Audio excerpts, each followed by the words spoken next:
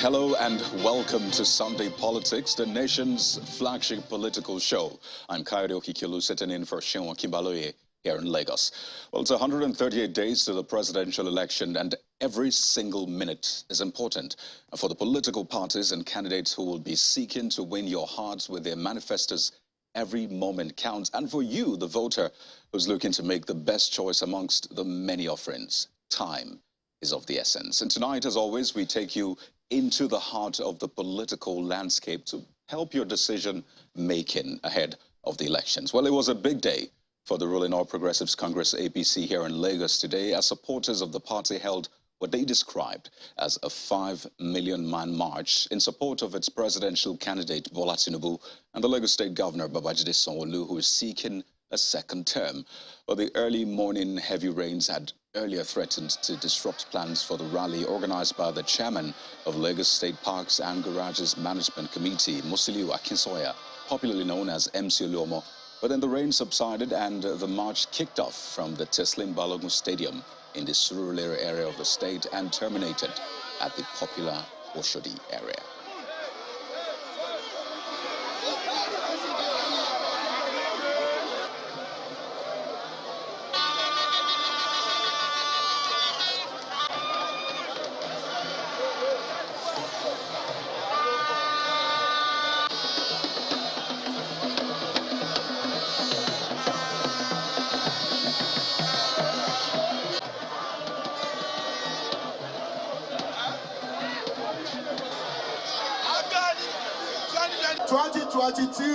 Inshallah, both Sanwo-Olu, Ashwaju, and all candidates of APC, all local government.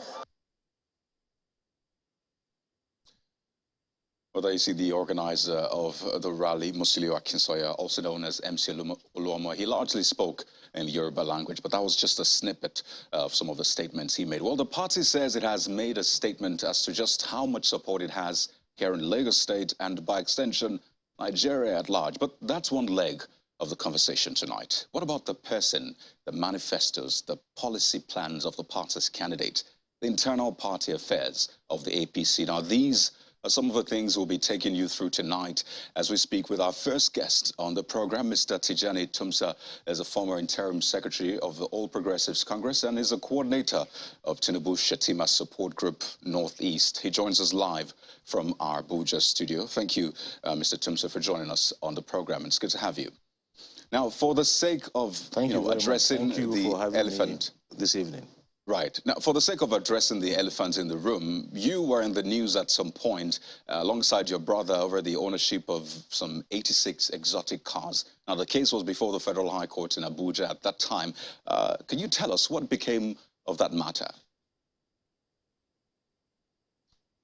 Well, actually, I thought we were going to discuss... I can't hear you. Please go ahead. I can hear you. Hello?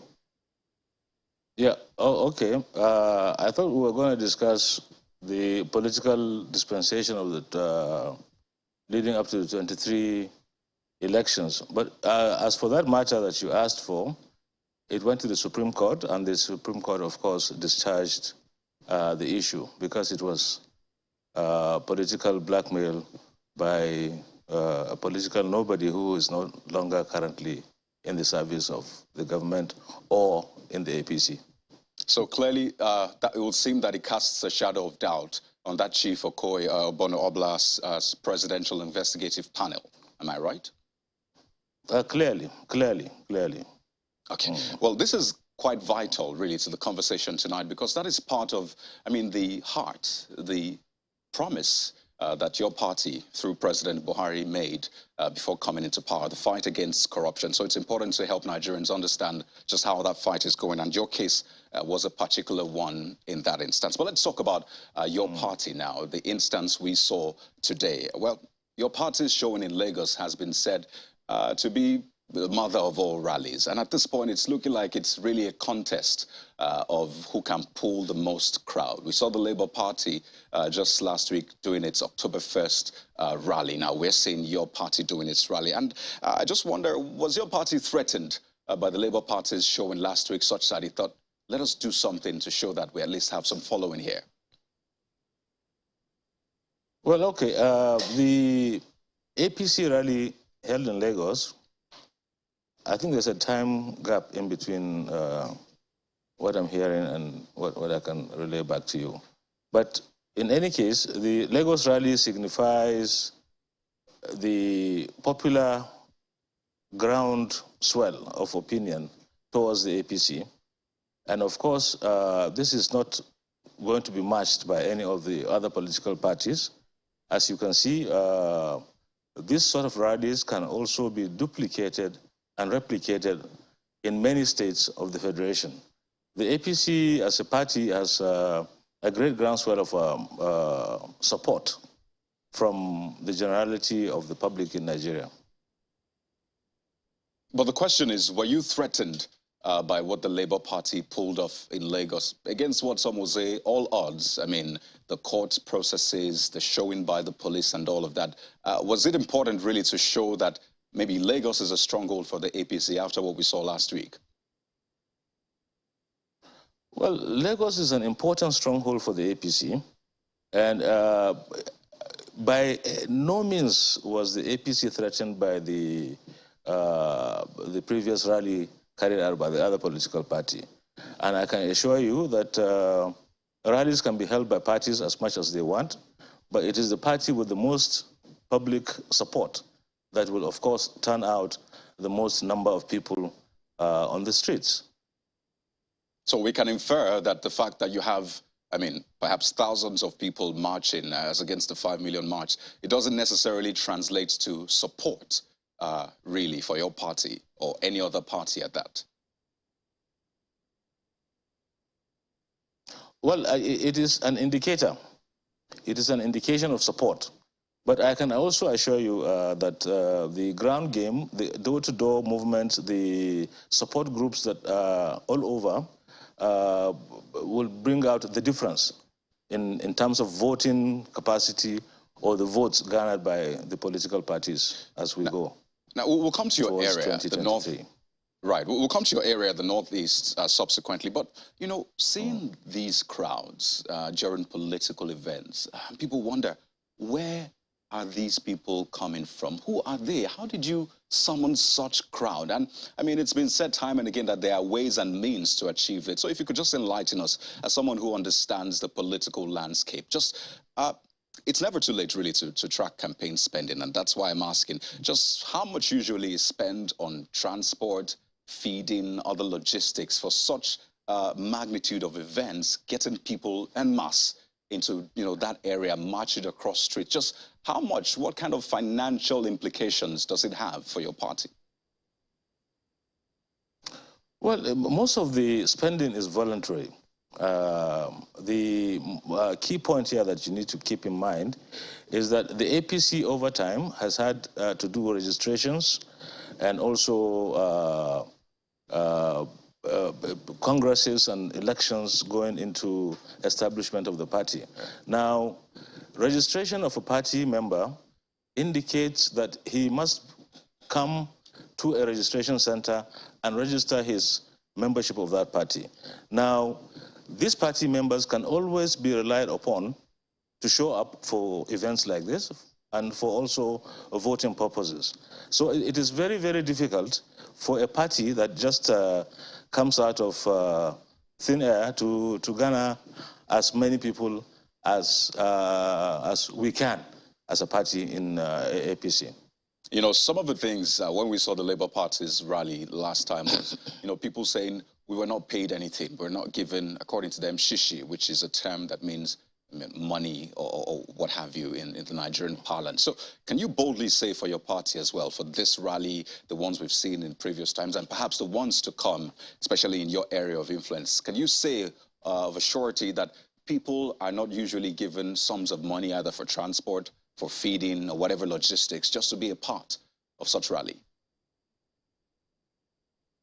Well, rallies like this, like I would like to reiterate to you, are done voluntarily. Now, if people individually contribute to a successful rally like this, then money would have been spent. However, most rallies are done voluntarily, and they are done only on the basis of call-up. Like I said to you earlier, members are always ready and available to show up for party events, a party in which they believe in. If I get you correctly, Mr. Tumsa, are you saying that, well, yes, these people get monies either for transport, for feeding, but it does not come from the party, it comes from individuals who fund these events? It comes from individuals, party cells, and also self-sacrifices by members of the party. Right. I guess, as I said, it's never too early to track campaign spending because it's going to be a long journey up until 2023, and it's important we get this right this time around. But still on Lagos, I'd like you to speak to this. I agree with you. I agree with you. Yeah, I know for political actors, you have a view, an overall view of, your strengths, weaknesses, some sort of SWOT analysis, as they say in the corporate parlance. For Lagos, Lagos is quite peculiar because in terms of population, it's diverse. It's a melting pot of Nigeria, some would say. It has a huge young voting population, and it's been said that young people perhaps want to change, something different from the APC and the PDP. So just how sure of you that Lagos is in the bag for your party, the APC, seeing the trends of the young people, the fact that it's also a melting pot of people from different ethnic backgrounds? Well, in politics, it is difficult to say anything is in the bag until the day the election votes are counted. But we have an indication that Lagos is within an area that we can rely on to support the APC. And history has shown also that that is what happens in Lagos. APC wins elections in Lagos. That is not to say that there won't be good showings by some other parties, as has been happening in the past. However, in every single state, issues matter. Issues that bring people out to vote would always be the decisive instruments by which people vote. And I can see APC having this edge in most of the states in Nigeria. All right. We'll come to the nitty-gritty of that. But staying with this campaign, the rallies and all of that, it's a very important point. Because over time, we've seen reports, images of people talking about violence, people saying they were injured by a supporter of this party or that party. And just a few weeks ago, we saw, candidates, presidential candidates coming out to sign that peace accord. Well, your candidates sent a representation who's a vice, but we saw them signing nonetheless. And the question is, the candidates have signed, but the supporters and all of them were not there. They didn't put pen to paper. They're not a party to this. Just how much does it trickle down to the supporters such that they know that, yes, we didn't sign, but we're also a party to this peace accord. So we don't see images, stories of this one attacked me, this other one didn't attack me, and all of that. The question is, are you, impressing that on supporters of your party that violence is a no-no? Oh, well, definitely. A candidate signing for a peace accord indicates that his followers also agree to that signature he appends his name to. Now, it does not mean that every member of the party has to sign that peace accord. The peace accord is a significant instrument by which all parties agree to nonviolence. Now, every party now cascades that signature and that instrument to all its members. But of course, sometimes you will have people who are either taken over by emotions or by other things to become violent. But that would also mean that the parties that sign the peace accords will have nothing to do to defend such a person. Mm. But what is the position of your party then on anyone who employs violence, anyone who hurts another, party supporter or what have you? What is the position of your party? Is there a mechanism to deal with that decisively?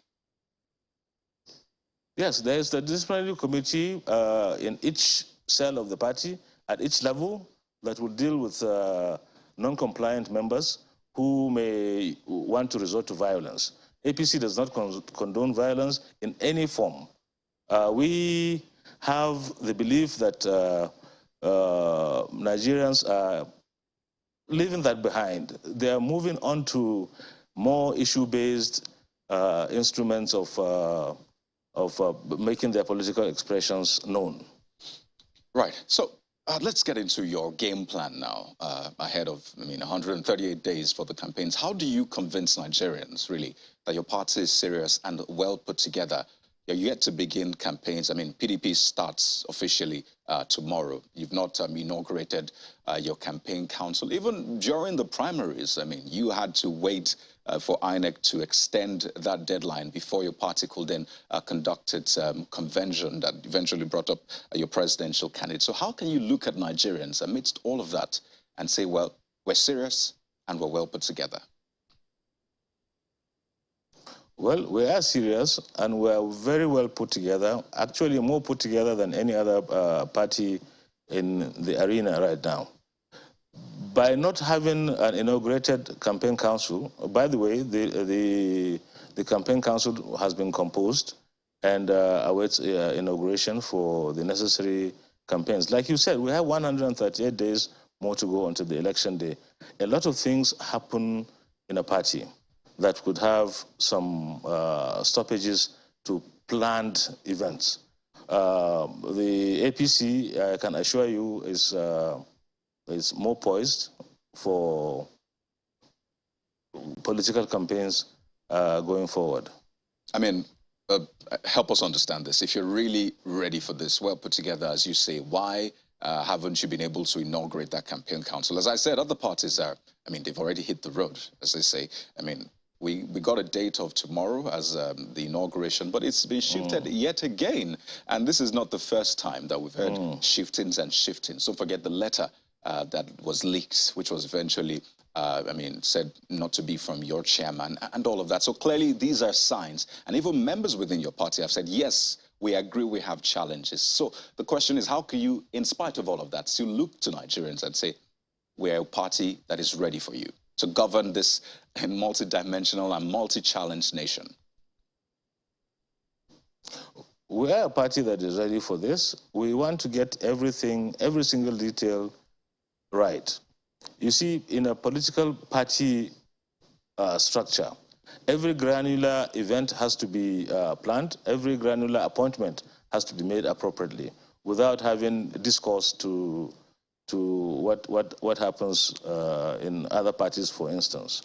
Now, I don't know why it is a matter of great concern if the party has not yet inaugurated a campaign council that has been composed for. It does not mean that the party has not started working or started campaigning. You yourself mentioned the rally that happened in Lagos. That happened without the campaign council in place. And many other things are happening without the campaign council in place. And we would inaugurate the campaign council and things will fall into place and we will coast on to garner the most votes in 2023 elections, inshallah. But how can you truly say that, you're campaigning? What we saw was a rally. We didn't see your presidential candidate. We didn't see his running mate. And that's what rallies are, essentially. Seeing the presidential candidate, his running mates, other leaders of the party, addressing people and saying, these are the plans we have for you. So is this a plan, doing the campaign by proxy? Well, you see, in a political party, the presidential candidate is not the sole person that is responsible for leading the party. All members of the party are responsible for pushing the party's agenda forward. Now, what you have seen, whether the presidential candidate is there or not, that is why I was surprised that, you mentioned the presidential candidate not being at the signing ceremony for the peace accord. It is not necessary that he should be there. The party is a grand organization of individuals and people from across the nation. And the leadership of the party does not comprise of only the presidential candidate, if you get what I mean. So now, the APC as a party is an organized structure that has registered members, that has a leadership structure, that is able to carry on a campaign which it is prepared for going on to 2023. You said categorically that your presidential candidate does not need to be present at such events. And I mean, if we could just extrapolate, if he becomes president, is that the same thing we'll hear? That he doesn't need to be present at meetings or in the country for that? Isn't that a sign of what is to come if he's elected as president? No, it is not. You know, if you try to twist the issue, you forget what the structure of governance indicates. Now, you have deputies, you have representatives in all spheres of your responsibility. Ability to delegate is a good sign of leadership. Now, if he is not present in one event, it does not mean that he is absent in all events. And why that should be flogged to a basis of an issue. It is an event that was duly represented by the All Progressives Congress via its vice presidential candidate, distinguished Senator Kashim Shettima. And nothing is wrong with that as far as I can see. Well, you said that your party has started campaigns. You said that, saying that what we saw today was a showing, a campaign in itself. When you said that he doesn't need to be at such events. So I'm asking that if we were to extrapolate, will that be your statement to, if he were to be president? And don't forget that Nigerians have gone through this phase yet again, and it's been a major issue, especially in the build-up to this campaigning. So just to clear the air, just what events will he be showing up for? So Nigerians know, okay, this is where we'll see the presidential candidates, but this one, we won't see him. The president will decide, the presidential candidate will decide at which events he will be at, and those events that he can be appropriately represented, he will be. And by the way, the rally you saw in Lagos, there was a composite rally also held elsewhere. So the presidential candidate doesn't necessarily need to be at both places at the same time. Now, there are a multiplicity of events that happen. You do not expect that the presidential candidate will be at all events at the same time. But will he be visiting the 36 states of the Federation, the FCT, during this campaigning period? Will they be at every state to campaign? Yes, he would. He was in every state of the Federation for the primary election campaigns, and he will be at every state election, every state of the Federation for the general elections. Right. So just, the message of the... I'll mark that. Right. So we'll just hold that in one hand. Now, the messaging when he shows up to the people, how would you... What is going to be in your other hand? Well, that's the question I'm about to ask. So how would you face Nigerians, your candidates, who are going through tough times, and give them hope? Say that, you know, I'll fix this, especially for those who see your party's policies as responsible for their current situation. How would you stand before them and give them hope yet again?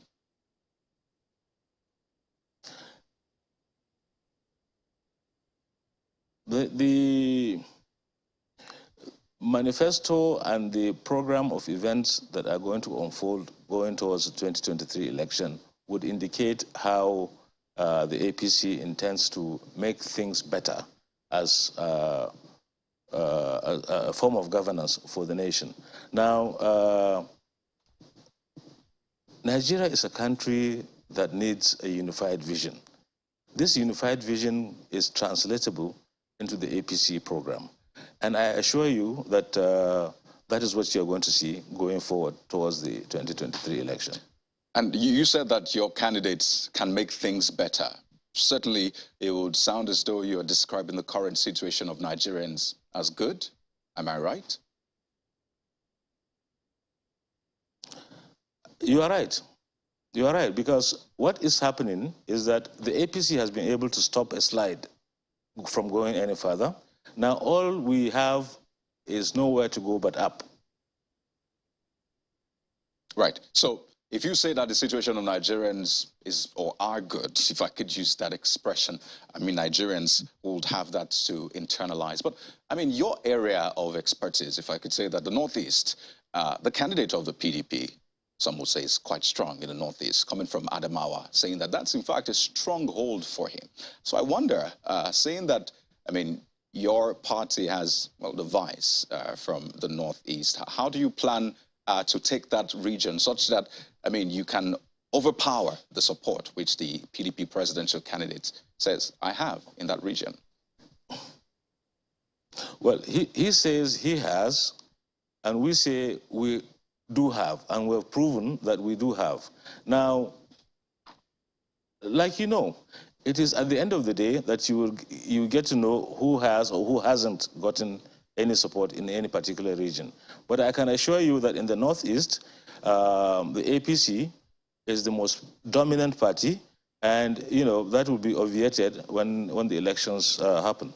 Well, it's a period of the usual brickbats, and just for, I mean, to respond to this, the PDP presidential candidate spokesperson equated your presidential candidate to a drug baron. It was a tweet he put out, and I wonder what your response to that will be. That is not kind of him, and I think that is the politics that we need to start avoiding. If you don't have any reason to call a person who is aspiring to be a presidential candidate such names, somebody who has had the occasion of being a governor, a senator of the Federal Republic, and so on, and a leader of a party, and you are just blatantly calling him names, I think that is exceptionally very rude and uncouth. So he should probably get some better perception and home training before he faces the public to start describing people in that kind of a language. Mr. Tijani Tumsa is a former interim secretary of the All Progressives Congress, and he's currently the coordinator, Tinubu Shetima Support Group for the Northeast. Thank you so much for your time on the program tonight, Mr. Tumsa. Thank you very much. Thank you.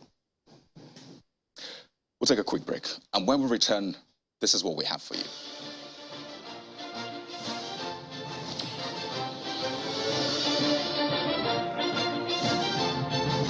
Well, you're welcome back to Sunday Politics. He's been described as the rave of the moment, the possible dark horse in this race. Opinion polls have even put him ahead of other candidates in the election. I'm talking about none other than the presidential candidate of the Labour Party, Mr. Peter Obi. But seeing that we're still 138 days to the election, it looks like a marathon and not a sprint. So for the presidential candidate, Peter Obi, for his running mate, Obi Dati Baba Ahmed, what is the game plan? We're joined tonight on the program by the Director General of the Obi Dati Campaign Council, former media aide to former presidents Goodluck Jonathan, Olusegun Obasanjo. Dr. Donyo Okukwe is our guest. He joins us live from our Abuja studio. Thank you, Dr. Okukwe, for joining us tonight on the program. Thank you very much. Good evening. Well, good evening. I'm sure you must have seen the APC's march in Lagos today. It's been described as a 5 million man march, and that's just coming a week after your party staged its own. And it looks like a battle of who can pull the most crowd, as I said earlier on. Does your party feel intimidated seeing the crowd that was pulled by the APC in Lagos, a major stronghold today? Well, you can see that I find it quite entertaining. One of the greatest things that has happened in this dispensation is that a 4-month-old party, I mean, is now so much in leadership that parties that have existed for 20 years or more are playing a catch-up game, and it's still not being done very well. I want to congratulate the APC for the effort that was made today. Really, what you saw was not a Lagos rally.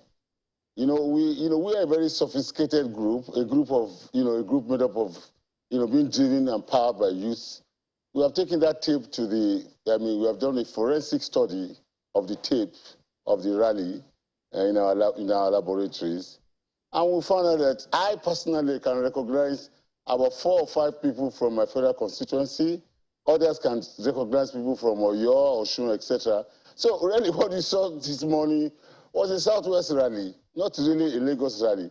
But even if you give it as a Lagos rally, it is just fairly comparable to what happened in First Act Town. You will recall that the October 1 Labour Party rally, the Obedient Rally, simultaneously took place in an unprecedented manner with a crowd that is also unprecedented and organic in Lekki, in Festac, in Surulere, in 4 different locations. And you have them on tape. Go and check, put them side by side. What you saw in Lagos today was nothing compared to any one of them, or maybe at best is at par with anyone. So what APC has been able to do after having seen the Labour Party movement do something is still just about a quarter of what we did. It's encouraging, and it shows that they're catching up. But besides that also, if you look at that's what I told you, we did an organic study. I mean, we did a forensic study of the tape. Virtually 60–70% of those who took part were people that were members of an institution called NURWT, the constituency of the organizer of the rally. But the rally of labor is obedient, is a natural human response to what is going on in the society. And it is propelled, you could see it. It was propelled by dynamic youths who are dedicated, committed, not people who are just generally laughing and joking. These are very serious-minded young people who are determined to take their country, back. Well, Dr. Okupe, you know the challenge. It was just an attempt. Right. The challenge with these claims from the APC, the Labour Party... It's a catch-up game. Right. If you can hear me, the challenge usually is being empirical, being scientific. I mean, you said yours was a 1 million man march. Was it 2 million? The APC said it's a 5 million man march. But really, nobody has done a head count. Some will put the figures at just a few thousand. So forget about the figures. What figure would you put to your own rally to begin with? What you saw today from Lagos is perhaps comparable to the list of the outings we had in Lagos on the October 1. Maybe you can compare to Surulere or to Festac Town, but certainly you cannot compare to Lekki. We had, rallies in 4 simultaneous places. This is just one street show, across Lagos. Please, you will be joining in the deception if you try to compare what has happened today to what happened. Forget about numbers. I mean, facts and numbers, they say, Dr. Okupe, don't lie. And it's important to put this in proper perspective. You said that you have a laboratory, you've done some sort of, forensic analysis. So certainly you should be able to put a figure such that you can say, well, we had 10,000, 1 million, and then naturally she'll trounce the figures from the others. So if you were to put a figure to the last rally you had in Lagos altogether, what would it be? I'm a sensible man and I'm a logical man. If I put a figure, it is my word against yours. So it is ridiculous. There's no need to put a figure. You saw it yourself. People saw it themselves. We've seen what has happened in Lagos. Let us not just talk about the volume of people, the stream of flow of people that we saw in Lagos today. It was just comparable to what we saw in either Surulere or Festac, which is just one of the 4 locations that that the Labour Party did run on October 1. That is a fact. Well, at the end of the day, right, facts really are controvertible. I mean, from your point of view, you've said it's you say, I say. So if you could put a figure to it, the other parties will put a figure to it. But perhaps we can move on from that, because at the end of the day, the INEC will not be counting the number of people who have trooped out for the rallies and all of that. And that brings me to that question. Just in the whole scheme of things, ahead of the elections, what does that really do, the fact that you had crowd? The APC will say we had millions marching for us. What is the import really on ground on election day proper in terms of the voting that will happen on that day? You see, this is the danger when you play follow. When you try to follow people and you don't know their intentions or what they plan to achieve. We were not going on a rally to show that, we have followership. The young people who were on rallies for the obedient movement were out to prove a point that they do not approve of what is going on in the country and that they want to take their country back. They want to take their destiny in their hands. Now, if there are 10, if there are 20, if there are a million, nobody started, nobody was worried about that. But you see, when people saw them, oh, they said, this is a 1 million man march, this is a 2 million man march, and then quickly, our competitors also following that trend say they want to do a 10 million man march. Whether it is 10 million, whether it is 5 million, it's a catch-up game. And, a party that is supposed to have structures, a party that is supposed to have been in existence for 20-something years, now it's trying to compete ineffectively with a structureless party. Please, next question. Well, I'm sure we'll get a lot of this in the coming days. I mean, it's a political season, but I mean, we need to also focus on the issues. Yes, these issues are important, but I mean, for the people out there who are trying to make a decision, and they're looking at different things. Yes, the crowd might sway them here or there, but what's happening to the food on their table, the security around the environment, the money in their pockets. I mean, their life expectation and all of that is also quite important for them. And just before I get to that, we're due for a break in just about a minute. And I'd like you to quickly touch on this before we go on that break in just less than a minute. The talks about violence on your supporters or other supporters. And I'd like to know, what have you been able to gather? Because we've seen images on social media talking about violence, people being attacked in your camp. What do you have, and what is being done about that? Well, it's a pity that people want to turn us into whipping boys just because we want to, want to exercise, or our people want to exercise their civic rights. I am praying, and we are all praying, that God will minister into the hearts of these people who are engaged in nefarious activities. Politics should not be, in 2023, after so many years of our independence, we should be able to run an election without violence. I watched the American election. There was no police on the streets. There was not to talk of soldiers. And until we get to that stage, then, we really cannot be proud of our democracy. But luckily, you saw that we are the whipping boys. It is our people that were being beaten up. And one of our boys was nearly, incinerated, and it was just the intervention of a military passerby officer who saved his life. And the election is still so far. I want to seize this medium, to use this medium to appeal, not to APC or PDP, to all of us politicians. Let us contest fairly. Let us campaign very well. Let us remove violence. And, our legislators must, once and for all, break the trend. Make a law to seriously sanction anybody that is caught, with an act of thuggery during electioneering or voting. We were talking about the rallies and all of that, but at the heart of it, I think the message a lot of people will be waiting to hear is the manifesto of your candidate. And at this very, very important time, is that out already? Is it available for people to be able to look through? We have a special day that we have set aside next week for the launching or unveiling of the manifesto. It will be done sometimes next week. What will be at the core of this manifesto? I think now a lot of Nigerians are used to the usual promises. And I mean, your party has said it is coming to change the old order. So what will be different with this manifesto? Perhaps something simple, something a lot of people can hold on to and just ride with? A whole lot of things will be different. A whole lot of things will show us clearly as coming with something new. Everybody comes up with statements about highfalutin things that they do not intend to achieve. This our manifesto is going to address exactly what we intend to do, and to some extent, how we will do it. And to some extent, I've said, it will clearly lay out in simple language that everybody can follow.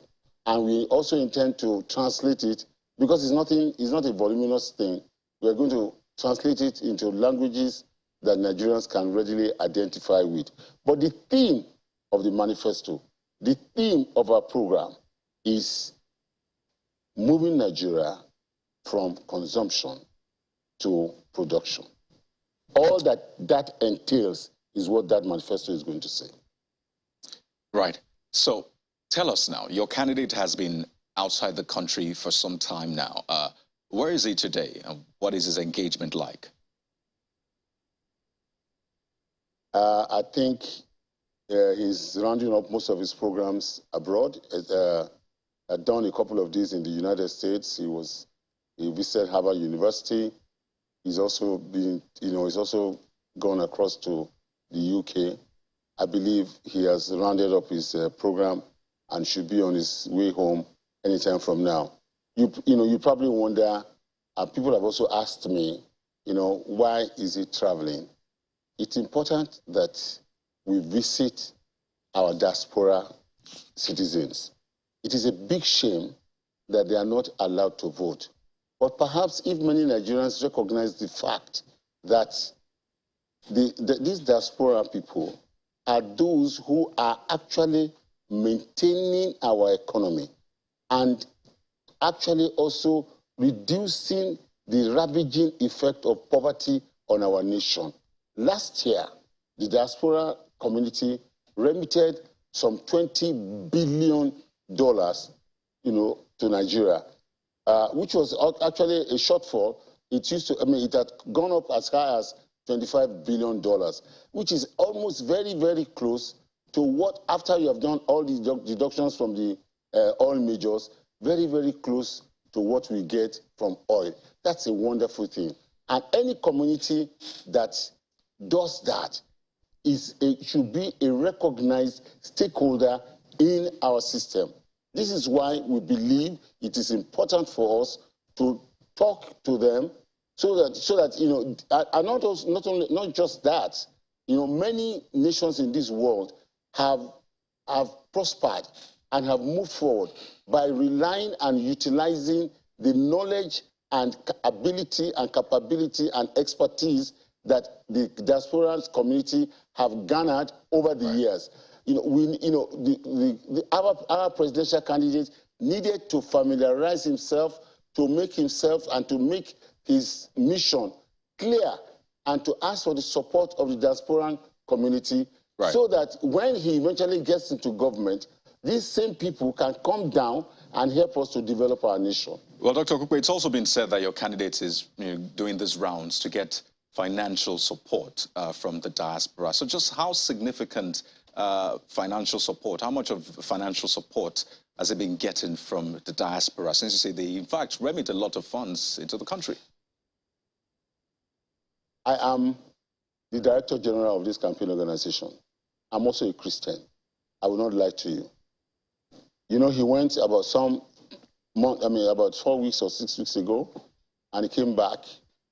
We didn't we didn't collect any money. It was not that we are against or we have abhorrence to raising money through Nigerians in the diaspora, but that was not the intention. That was not the primary intention.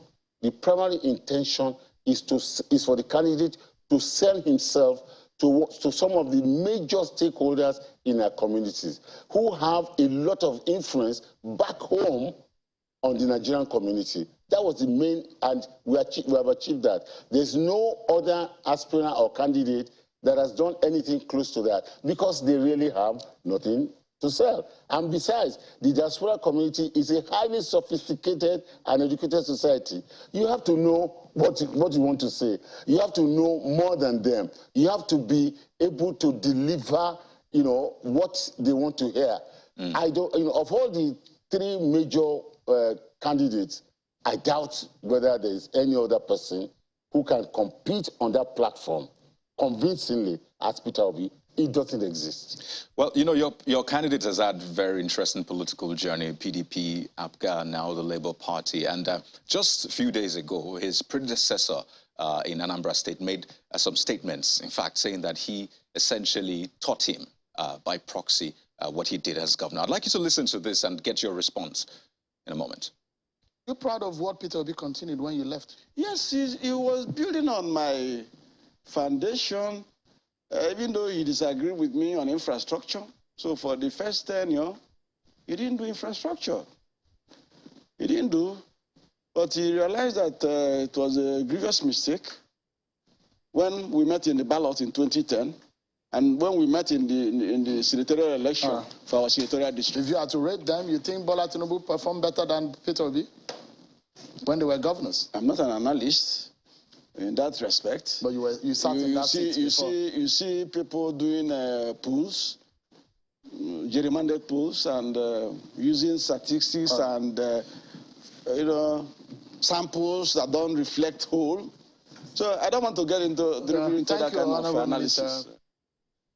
You know, there have been different analyses of the minister's statements and during that conversation with our political editor, Seun Kibaloye. But what do you have to say about him following in the footsteps of his predecessor and all of that?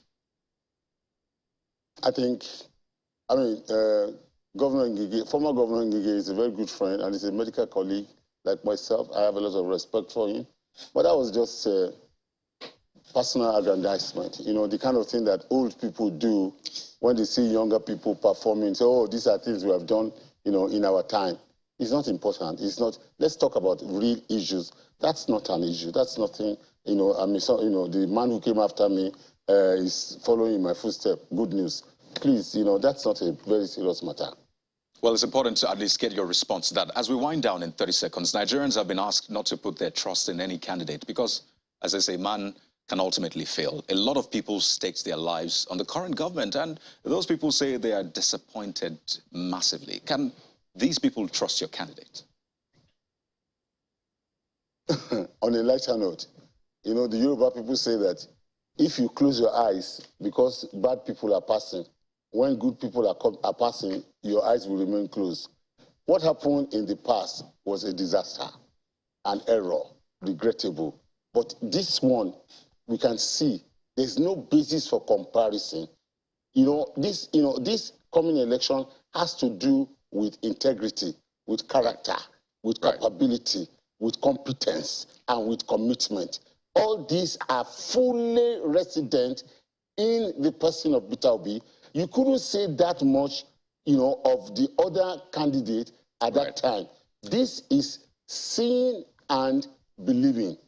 For a fact, it is high. And then not only that, we have something to go back on.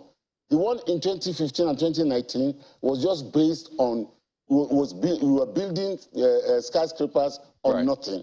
But here, Peter Obi has a solid foundation in Anambra State. Well, Dr. Okukwe, you know, apart from that, his personality shows a frugal person, a very prudent man, a man that even in his own life. Right, Dr. Okukwe, we have to run now. When I started the program, I said time is of the essence. Pardon me. You are not going to be wrong. God bless you. Okay, Dr. Okukwe, we have to anchor at this point, but time is of the essence. 138 days. We have some time to do this in the future, but I'd like to thank you so much for your time in the meantime.